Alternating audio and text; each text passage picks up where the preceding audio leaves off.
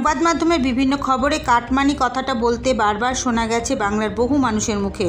তবে বিরোধীরা অভিযোগ করেছেন কাটমানি এখন বাংলার ব্র্যান্ড হয়ে উঠেছে। বাংলাতে এখন যে কোনো কাজ করতে দিতে হয় কাটমানি, আর সেই অভিযোগ মাঝে মধ্যেই প্রকাশ্যে উঠে আসছে। তারপরেই শুরু হচ্ছে রাজনৈতিক দলগুলির মধ্যে কাটমানি নিয়ে তরজা। আর বেশিরভাগ ক্ষেত্রে অভিযোগের আঙুল উঠতে দেখা যায় শাসক দল তৃণমূল কংগ্রেসের বিরুদ্ধে। এবার সেই অভিযোগ পশ্চিম বর্ধমান জেলার অন্তর্গত দুর্গাপুর নগর নিগমের অন্তর্গত 43 নম্বর ওয়ার্ডের রায়ডাঙ্গা এলাকায়। এখানে বসবাস করেন দরিদ্র সীমার নিচে বসবাসকারী বেশ কিছু মানুষ। এদের জন্য হাউস ফর অল প্রকল্পে কেন্দ্র রাজ্য যৌথ প্রকল্পে তৈরি হচ্ছে বেশ কিছু বাড়ি। বরাদ্দ মোট 3,60,000 টাকা। জানা গেছে এই প্রকল্পে উপভোক্তাকে 35,000 টাকা দিতে হয়, আর বাকি টাকার অংশীদার কেন্দ্র ও রাজ্যের। সেই বাড়ি তৈরিতে এবার কাটমানির অভিযোগ নিজেদের বাড়ি তৈরির ক্ষেত্রে উপভোক্তাদের নেই কোনো স্বাধীনতা। নিজেদের বাড়ি নিজের ইচ্ছে মতো করতে পারছেন না, আর বাড়ি তৈরি করতে তৃণমূল লোককে দিতে হবে কাটমানি। অভিযোগ সেই কারণে 20 থেকে 25টি বাড়ি অর্ধ সমাপ্ত অবস্থায় পড়ে রয়েছে। এই অন্যায়ের বিরুদ্ধে সরব হয়েছে স্থানীয় একটি ক্লাবের কিছু সদস্য। প্রশাসনের কাছেও এই নিয়ে অভিযোগ জমা পড়েছে। কিভাবে তৈরি হবে বাড়ি তা নিয়ে চিন্তার মধ্যে পড়েছেন এলাকার গরিব মানুষগুলো। সমস্ত অভিযোগ গুড্ডু খান নামে এক ব্যক্তির বিরুদ্ধে। গুড্ডু খান যে ও হচ্ছে আমাদের এলাকার লোক না, আমাদের এলাকার বাইরে, ঠিক আছে। এবার ও এসে এখানে দালালি করছিল। দালালি বলতে কিরকম আমি বলছি, ও নিজের মানে মনে করো আমার ঘরটা আমি করব, আমি কাকে দিয়ে করবো সেটা আমার নিজের ব্যক্তিগত ব্যাপার, তাই তো। হ্যাঁ, এবার ও চাইছে যে এই ঘরটা ও আবার দালালি করে ও অন্য কন্ট্রাক্টরদের দিয়ে ও 50,000 টাকা খাবে, 30,000 টাকা খাবে, সিস্টেম করেছে গুড্ডু খান। এই সিস্টেমটা করেছিল।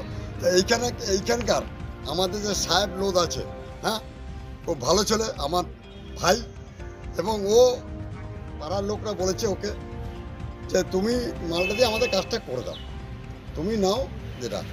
ও সাহেব আমাদের ক্লাবের ছেলে, ঠিক আছে। সাহেব খান হচ্ছে সাহেব হচ্ছে আমাদের ক্লাবের ছেলে।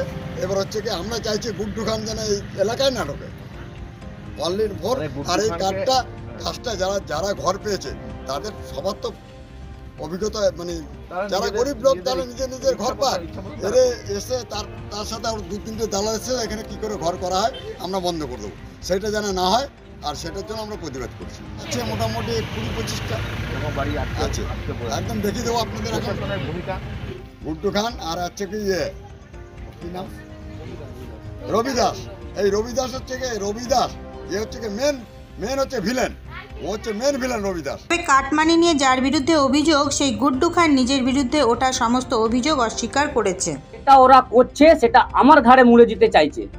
কারণ এখানকার এলাকার লোকজন জানে যে গুড্ডু খান এমন একটা ছেলে যে মানে সবসময় মানে কি বলবো, আমি একটা নিজে, আপনারা ভালো করে জানেন যে আমি একটা এমনই ছেলে যে একটা হিন্দু করোনা পেশেন্টকে নিজে গিয়ে দাহ করে নিয়ে এসেছি। দুর্গাপুর মিউনিসিপ্যাল কর্পোরেশনের যে কয়েকটা ইঞ্জিনিয়ার আছে হাউস ফর অলে, তারা সম্পূর্ণ বিজেপির সঙ্গে প্যাক্ট হয়ে আছে। ইঞ্জিনিয়ারদের নাম হচ্ছে সৌলভ কুন্ডু, আর সুরজিৎ মজুমদার, আর অভিক দাস। কেন ওকে সাপোর্ট করছে, কিসের বিনিময়ে? চন্দ্রশেখরের লোকজনকে, সুব্রত লোধ থেকে শুরু করে সম্রাট থেকে শুরু করে আপনার ওই বুম্বা সর্দার বলে একটা ছেলে আছে। এই যে দেখুন, এটা হচ্ছে সম্রাটের নামে চিঠি, 20,000 টাকা নেওয়ার অভিযোগ। আমি এটাই বলতে পারবো যে এই চেপে যে ইঞ্জিনিয়ারগুলো কাজ করছে সেটা ঠিক করছে না, দ্বিচারিতা করছে।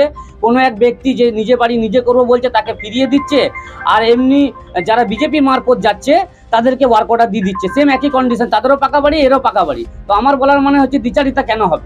নিজের মতন করে ইঞ্জিনিয়াররা নিজের মতন করে করলে তো হবে না, সবাইকে সমান চোখে দেখুক, সবার সমান অধিকার আছে। তাদেরকে হয়তো টাকা পয়সার কোনো ব্যাপার থাকতে পারে, বা অন্যরকম বিজেপি চাপ দিতে পারে, কেন তাদের এখানকার এমপি এমএলএ তাদের আছে, হতে পারে ইঞ্জিনিয়ারের উপর সেরকম চাপ আসছে যে এই কটা ওয়ার্ক অর্ডার দিতে হবে। তা না হলে বেনিফিশিয়ারিরা যাচ্ছে না ওয়ার্ক অর্ডার তুলতে। হ্যাঁ, সুব্রত লোধকে ওয়ার্ক অর্ডার সই করে দিয়ে দিচ্ছে। আপনারা কত কাগজ চেক করে দেখতে পারেন, প্রায় 50 থেকে 60টা ঘরের ওয়ার্ক অর্ডার সে নিজের হাতে তুলেছে। থানায় কমপ্লেন করুক, আমরা চাই তদন্ত হোক।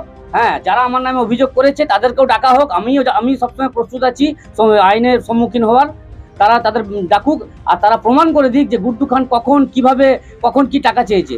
যদি আমার সঙ্গে তাদের যদি 1 বছর 2 বছর 3 বছর ধরে যদি কোনো রকম ফোনে বা কাউকে পাঠিয়ে যদি কোনো রকম কথোপকথন হয়ে থাকে, তাহলে আইন যদি আমাকে বলে, আমি আইনের মারফত যা মানে আমার শাস্তি হওয়া দরকার আমি মাথা পেতে নিতে। এই এলাকায় তৃণমূলের কাটমানি নিয়ে সরব হতে দেখা গেছে বিজেপি নেতা চন্দ্রশেখর ব্যানার্জিকে।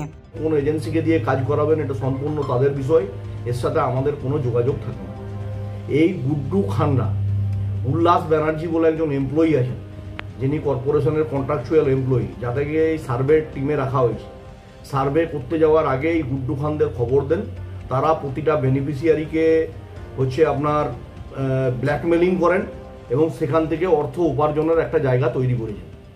আমরা বেনিফিশিয়ারিরা এই ওয়ার্ডে একদম লিখিতভাবে আমার কাছে কপি আছে, তার মাস সিগনেচার করে দুর্গাপুর নগর নিগমের board of administrator Anindita Mukherjee মহোদয়ের কাছে জমা করেছেন, প্রায় 50 জন বেনিফিশিয়ারি, এবং অনিন্দিতা মুখার্জি সেটাকে পুলিশের কাছে ফরওয়ার্ড করেছেন। এটা তার উপযুক্ত প্রমাণ। এবং আমাদের সাথে কোথাও কোনো বেনিফিশিয়ারির যদি কোনো এগ্রিমেন্টের কপি গুড্ডু খানরা দেখাতে পারে, যা বলবেন আমরা সেটা মেনে নেব। বেনিফিশিয়ারিদের সাথে এগ্রিমেন্ট হয় কন্ট্রাক্টরের সাথে বেনিফিশিয়ারিদের কি সম্পর্ক, এই বিষয় নিয়ে আমি বলতে পারবো।